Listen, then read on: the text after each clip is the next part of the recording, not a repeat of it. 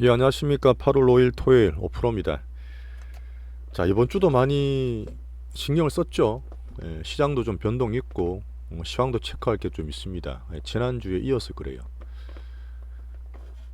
저는 지금 5% 젤리 주식 채널을 운영하고 있고 시장을 최우선으로 실효적인 시황과 실전 투자 매매를 공유하고 있습니다. 많이 참고되시길 바라고요. 투자는 물론 본인 판단입니다만은 꾸준히 좀 보시는 분들한테는 도움이 좀 될 거라고 봅니다. 제가 이제 주식 20년 넘게 하면서 점점 좋아지는 과정을 공유하고 있습니다. 구독과 좋아요, 알림 부탁드리고 오늘도 좋은 내용 좀 전해볼게요. 일단 지금 애플을 좀 띄워놨어요. 애플이 제가 어제 새벽에 어제 아침에 애플이 꺾였다. 미국 증시가 좀 쉬어간다는 의미로 또 영상을 하나 드린 게 있습니다. 봐주시고 자, 오늘 시장 이렇게 할게요. 어차피 주말에 여유가 좀 있으니까 오래 하신 분도 계시지만 또 근래 들어온 분도 계시기 때문에 항상 저는 그래요. 예전에 저도 시행착오를 많이 겪었고 뭐 지금도 겪고 있는 중인데 뭐 점점 나아지고 있다고 보고 있습니다. 투자는 결국 확률 게임이에요. 그 확률 게임인데 그냥 로또처럼 찍느냐, 뭐를 좀 알고 베팅을 하면서 포트 조절을 하고 매매하느냐 정말 큰 차이가 있어요. 하지만 시장은 가장 기본이다. 가끔씩 그래도 시세에 따라서 뭐 급등락 따라서 계속 눈이 돌아가고 멘탈이 흔들리실 때가 많으실 겁니다. 근데 투자는 한 번에 빡 이런 거 없어요. 우리 보면 어디서 뭔가 대박이 났다더라 뭐 그런 사람들이 한 번에 그래 났겠습니까? 온갖 시행착오를 거쳐서 그렇겠죠. 그리고 투자라는 게 지금 몇 년 됐지만 제 개인 투자자의 정시 참여는 꾸준히 늘고 있어요. 하지만 그때마다 큰 위기들이 있죠. 2021년이나 작년 같은 위기도 있었고 또 거기서 살아남은 사람들은 또 큰 기회를 주는 게 이 바닥입니다. 자, 빅딥 아주 큰 하락이나 절망 공포 이후에 수익을 주고 또 상승 사이클 만드는 거는 충분히 아시겠죠. 야, 다 죽었고 뭐 돈도 지금 한 개도 없고 빚밖에 없는데 어떻게 투자해? 자, 그렇게 항상 우리는 반등 줄 때 많이 체념해 왔습니다. 근데 작년에 힘들었을 때 어떻게든 매니징하고 위기를 잘 거치고 살아남은 내 자산을 지키거나 오히려 불리셨던 분들은 이 반등이 얼마나 큰 기회 되는지 아실 거예요. 특히 작년에 저랑 같이 거치셨던 분, 올해 초에 우리 주포도 들고 있는 분들은 충분히 체감하리라 봅니다. 그런 과정을 계속 제가 말씀드리는 부분입니다. 좀 알아주셨으면 좋겠고요. 투자는 여전히 리스크 매니징 하는 과정이에요. 과정이 진짜 중요해요. 한 방의 결과 이런 거 너무 쫓지 마시고 한번 설명드려 볼게요. 제가 이제 보통 바벨 전략이라 해서 바벨이 양쪽에 이제 들고 있는 그런 바를 얘기하는데 양쪽을 다 봅니다. 참 힘들어요. 저는 단기나 단타도 하면서 또 중장기 종목도 가지고 있습니다. 여러분한테도 그렇게 조금씩 드리는 거 있잖아요. 중장기 종목도 드리고 시향도 얘기 드리고 중기 포트도 드리는 이유인데 물론 금액이 작은 분이 고민이 되시겠죠. 하지만 전체를 다 못 따라오더라도 한 방에 빡 몰빵 빡 이것만 조심하시면 돼요. 최소한 몇 개 종목 분산하시라는 의미고 그리고 자산이 커질수록 뭐 포트가 저도 진짜 많았을 때 처음에 이걸 시도할 때는 종목이 한 60 몇 개 됐어요.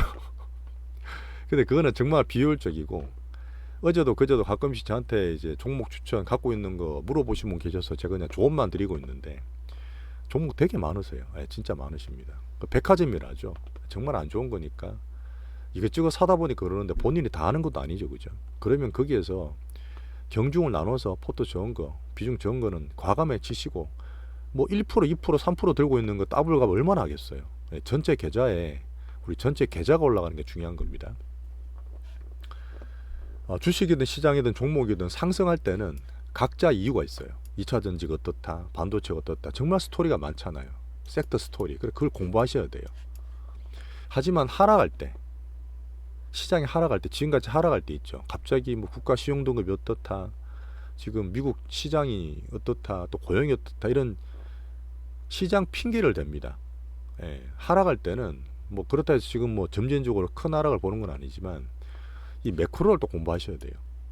그래서 제가 양 바벨을 할 때도 기본적 분석과 기술적 분석을 얘기 드리는 것처럼 매매나 투자할 때도 단기나 중장기를 같이 말씀드리는 것처럼 하나만 알면은 한쪽으로 편중되면 투자가 되게 꼬이고 힘들어져요.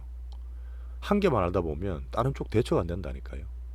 물론 제가 이코노미스트나 애널리스트는 아니지만 시장을 좀 많이 보고 그런 노하우 쌓인 단계로 시장 기준 매크로 말씀을 드리면서 그 기준으로 해서 제가 투자든 매매를 드리는 겁니다. 예, 그런 면을 이해 좀 해주세요.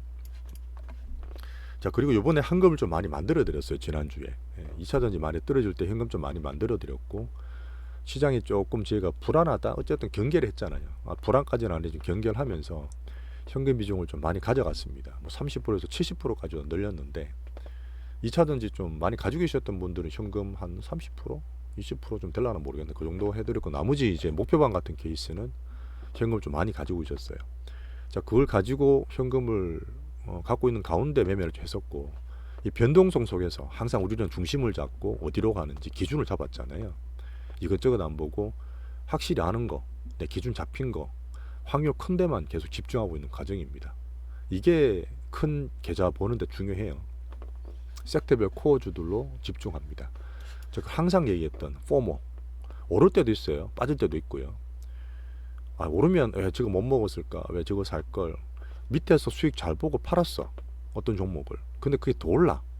물론 거기서 이제 판단이 되면 기술적으로 저도 뭐 상따를 드리든 추매를 드릴 수 있지만, 그런 기준이 없이 그냥 무조건 더 올라가면 이거 수익 봤는데 수익 믿고 더 들어가잖아요. 그러니까 거기가 만약 단기 꼭지면 먹었는 거 다 토할 정도로 빠져버려요. 왜? 더 올라갔으니까, 더 급등성이 심해졌으니까. 자, 그런 면에서 제가 요새 차별화 급등 정시에서 롱숏 전략으로 안 좋은 것도 손실을 지키는 그런 케이스도 꾸준하게 말씀을 드립니다. 수익 보는 것도 중요하고 수익을 추구하는 게 당연히 투자의 기본이지만, 빠지거나 불안하거나 뭔가 안 될 것 같은 거 피하는 것도 능력이에요. 그게 목표여서 다 물려가 장투하시는 거잖아요. 유행 다 지나는 거 지나가 2년 3년 들고 계시는 거 아닙니까? 그래서 손실을 보지 않는, 손실을 피하는 방법도 저를 통해서 같이 좀 보셨으면 좋겠습니다. 수개월 뒤, 1년 뒤에 계좌 전체가 불어나는 게 목표예요. 작년 하반기 때 저랑 한번 상담하셨던 분 계세요. 코로나든 진단키트 엄청 물려 계셨거든. 1년 2년 동안 2020, 2021년에 다 손절시켰어요. 다 손절하고 뭐 지난 거지 어쨌든 2차전지 같은 걸로 앞으로 좋아질 거니까 지금 다 수익 다 나셨을걸요. 그때 그거 안 하셨으면 아직도 네이버 카카오 들고 계시는 분들 제가 얼마나 팔라 그랬습니까? 아직도 들고 있는 분도 있을 거예요. 그 수익 나요? 시장이 바뀌면 종목과 섹터가 바뀝니다. 자, 2차전지를 제가 우려 먹으려는 게 아니라 2차전지 제가 비중을 줄인다 말씀드렸고, 새로운 섹터, 새로운 종목도 제가 발굴할 거예요. 시장이 좀 변화 오잖아요. 종목도 변화 옵니다. 거기서 또 계속 제가 기회를 잡을 겁니다. 자, 시황을 말씀드리겠습니다. 자, 8월은 약간의 경계.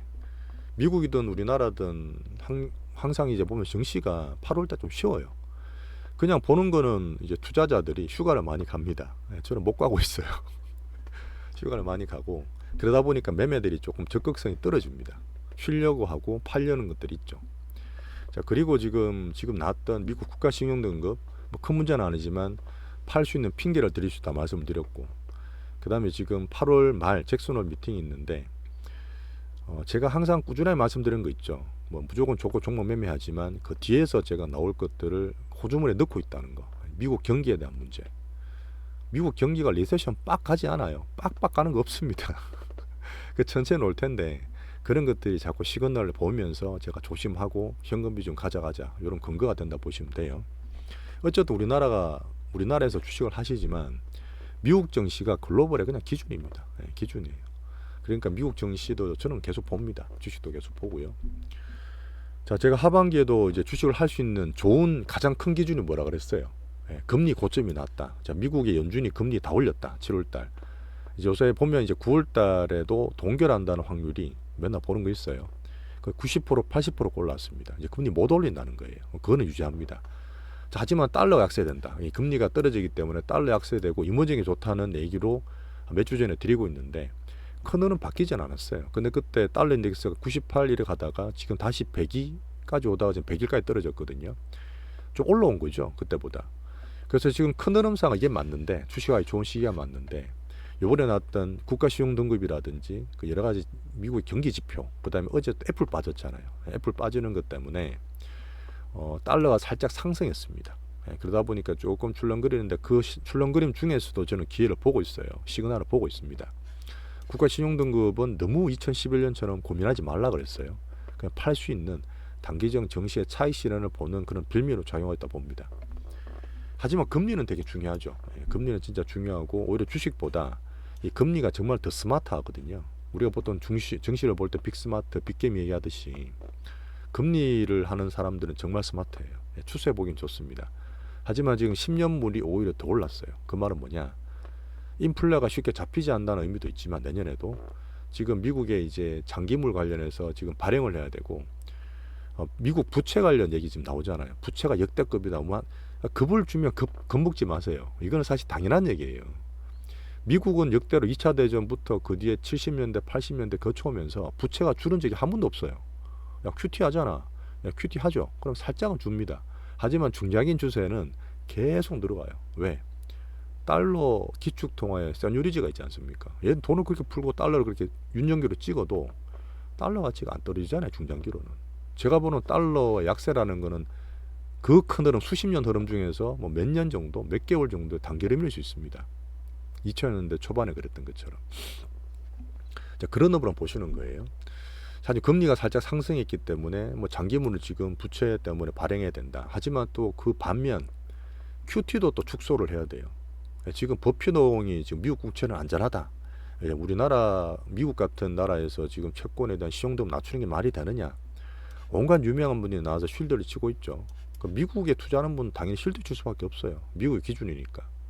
저는 이제 글로벌적으로 한국 증시에, 이무정 증시에 살짝 몇 개월이든 뭐 1년이든 그런 걸 보고 투자하는 측면에서 말씀을 드리지만, 이렇게 수십 년 보는 분들은 당연히 미국이 근본인 거죠. 뭐 거기서 단타치고 할 건 아니니까. 그분한테는 단타인 거지. 우리한테는 큰 흐름이지만.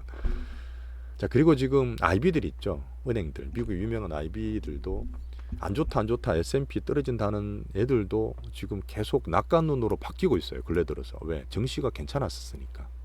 골디락스였으니까. 근데 얘들이 지금 살짝 경기 침체 없다. 연준도 마찬가지고 리세션 없다고 하면서 정시 들어간다는 쪽으로 바뀌고 있는데, 이 수십억 받고 이 연봉 높은 그 IB 쪽 있죠. 이런 애들이 저는 항상 이제 체크하면서 보는데, 보세요. 한번 체크하시면 돼요. 잘 안 맞아요. 정말 많이 틀립니다. 제가 말씀드렸던 과정이라는 거 있죠. 과정은 틀리면 틀린 대로 보고 맞으면 맞는 대로 보고 계속 자기의 시황과 투자를 바꿔나가는 과정이에요. 그렇게 틀려도 이 사람들은 뒤에 또 후속 조치를 하니까 그 고객들이나 자산을 관리할 수 있는 거잖아요. 보통 그런 분이 있습니다. 야, 작년에 네가 그러던데 틀렸잖아. 작년에 네가 사라 했잖아. 팔라 했잖아. 그런 거는 중간에 한 번도 안 맞다는 거야. 그 사람들은. 얼마나 그 사람들이 그렇게 보다가 많이 바꾸고 시장 따라갔겠어요. 시장을 따라간다는 거는 그게 노가다지만 그게 투자하는 과정이고 제가 추구하는 바입니다. 자, 8월 초에 경계를 하는 과정에 현금 비중으로 저희는 준비를 하고 있습니다. 충분히 그런 시장 방비를 했다 보고, 자, 8월달에 여러 가지 새 이슈, 지금 미국 경기에 대한 얘기나 어제 고용지표도 나왔어요. 어제 넘판 페이로를 나왔는데, 이런 것들이 제가 미국 경기로 가는 과정, 리세션의 걱정을 가는 과정에서 고용지표를 가장 중요하게 본다 말씀드렸는데, ADP 같은 거 보지 마세요. ADP는 무슨 홍길동도 아니고 왔다 갔다 하고, 어제 나왔던 실업률, 그 다음에 이제 넘판 페이롤, 이런 거는 되게 중요하다 보는데 20만 밑으로 나왔죠. 달 고용 인원이. 하지만 경기가 지금 바로 빡 이렇게 나빠지는 게 아니라 등락을 해외 가는 과정이라 봅니다. 그리고 이제 한미 증시의 쏠림이 어쨌든 간에 강제적이든 인위적이든 완화하는 과정이에요. 지금 올해 들어서 나스닥 계속 올랐잖아요.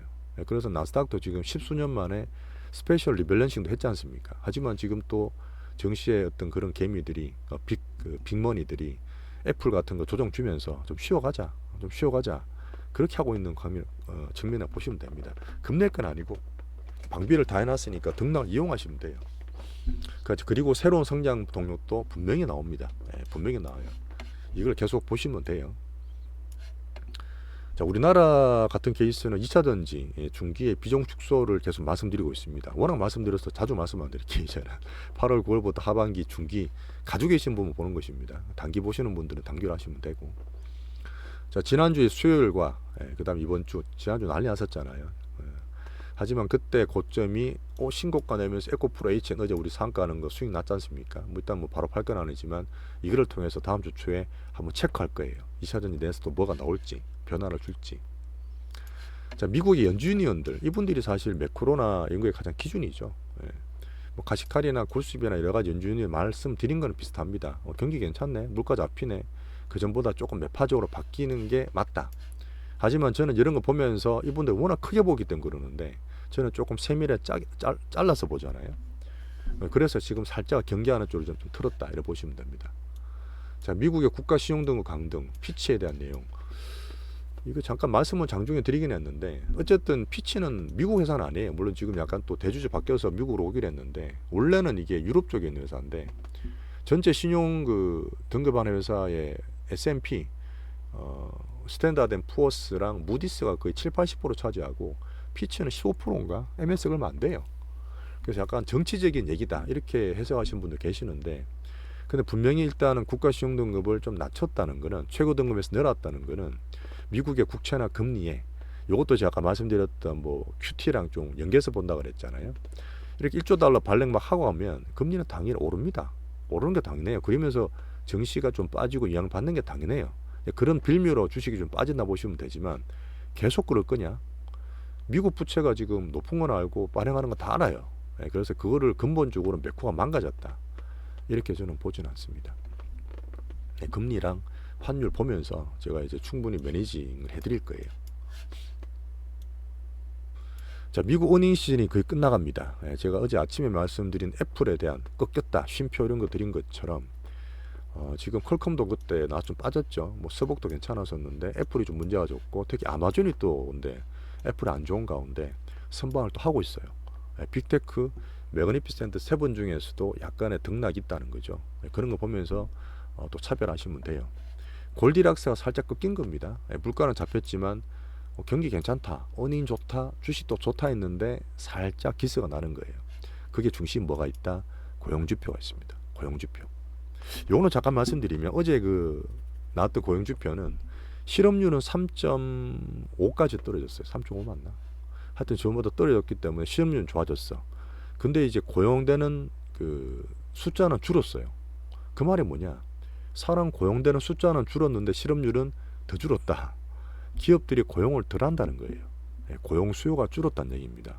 근데 그런 와중에 시간당 임금은 또 올랐어요. 조금이지만. 그러면 비싸게 주고 덜 뽑는다는 얘기잖아.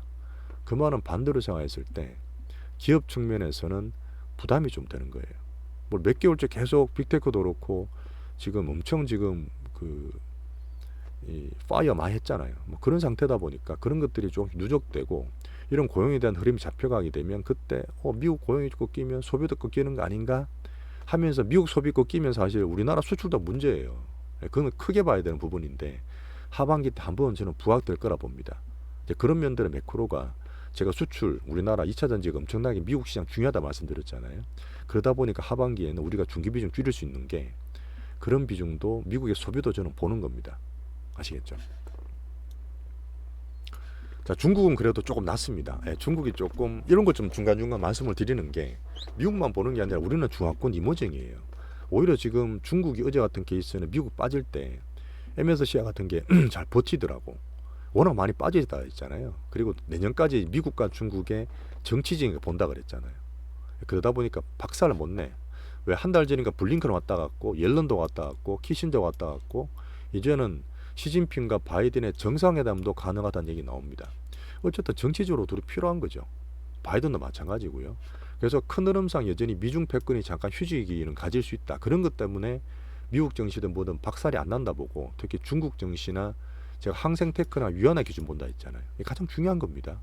대외에서 보는 특히 미국 달러나 그 공격이 계속 들어가고 있으니까 아마 디리스킹이고 유럽이 중국과 손잡고 있다 하지만 미국의 정치 스탠스가 가장 중요하니까 말씀드리는 거예요.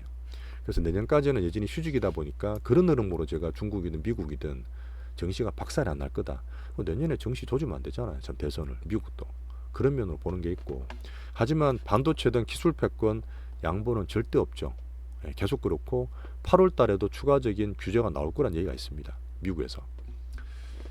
자, 그래서 오히려 이머징 중화권, 우리나라도 중화권입니다. 바닥 밴드 내에서 저희는 매매할 수 있는 그런 여건 아직 잡아가 있다 보시면 돼요. 한국은 제가 매일 말씀드립니다. 한국은 매일 말씀드리는데 2차 전지와 반도체, 2차 전지가 가장 기준이고 이쪽에서 제가 매매를 탄력적으로 하고 반도체는 살짝 그냥 보완되는 정도, 비중 많지는 않지만 매매할 수 있는 그런 보완되는 정도만 매매용으로 보시면 되고 시소효과 같은 거. 향후적으로 성장 섹터. 올해도 오면 이번 주도 AI다, 로봇이다, 뭐 어쨌든 성장 봤던 초전도체다 여러 가지 테마 섹터들이 왔다 갔다 했잖아요. 자, 그런 종목들로 지금 종목들이 확산되는 겁니다. 여기서 꾸준할 걸 찾는 거예요. 이게 꾸준히 갈 거. 앞으로 꾸준히 갈 거. 그게 중요한 거예요. 그래서 바이오를 좀 더 보고 있는 면이 있고, 자, 우리나라 물가는 보셨나 모르겠지만 CPI 7월 달에 2.2까지 떨어졌어요. 계속 떨어지죠. 물가가 잡힙니다. 우리나라는. 향후적으로 유가라든지 뭐 고물가를 봐야 되겠지만 그는 제가 거시적으로 보고 있고, 그래서 여전히 가계부채가 문제다, 뭐 별의별 소비가 아직 살아나지 않는, 내수가 살아나지 않는 우리나라 경제나 경기 쪽에서는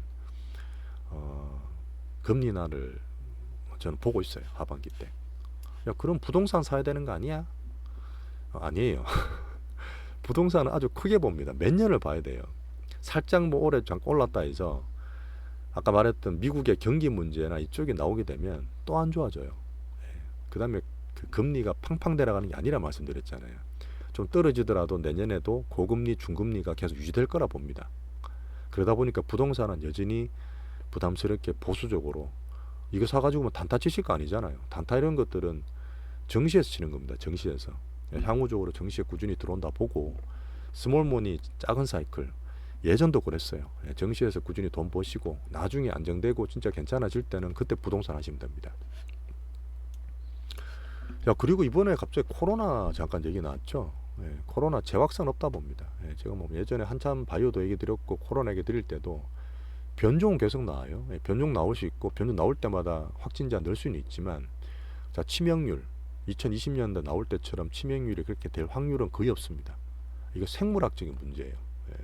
그래서 뭐 심리학자, 노약자 분들은 조금 조심을 하셔야 되겠지만, 우리가 보는 어떤 시장 측면에서는 그냥 바이오 살짝 단기로 올라갔던 부분에 힘을 줬던 시장 핑계거리다, 뭐 코로나 재확산 때문에 다시 진단키트다, 뭐 백신 이런 거 사시는 거 아니에요. 이런 거는 보지 마십시오. 물렸던 분들은 혹시라도 반등 주면 2, 3년 물렸던 거 코로나 관련 그 테마들 있잖아요. 파세요. 좀 파세요. 자, 국가별 내용은 그냥 읽어보시고요. 자, 코인을 잠깐 언급 간만에 드리면, 비트코인이 이제 5개월째 29K 등락이에요. 여전히 비트코인 보시면 뭐 급등한다, 얼마 한다, 뭐 내년에 반감기다. 물론 저도 내년에 좀 기대하고 있지만 예전 같은 그런 파워가 없죠. 이런 것들이 체계화되어 규제화되는 과정이라 저는 봅니다. 그래서 비트코인 기준으로 보면서 뭐 코인은 저희도 다음에 투자하겠지만 여전히 아직까지는 조용한 구간이다. 그 정도로 보고 있습니다. 섹터 테마 두 번째 말씀드릴게요.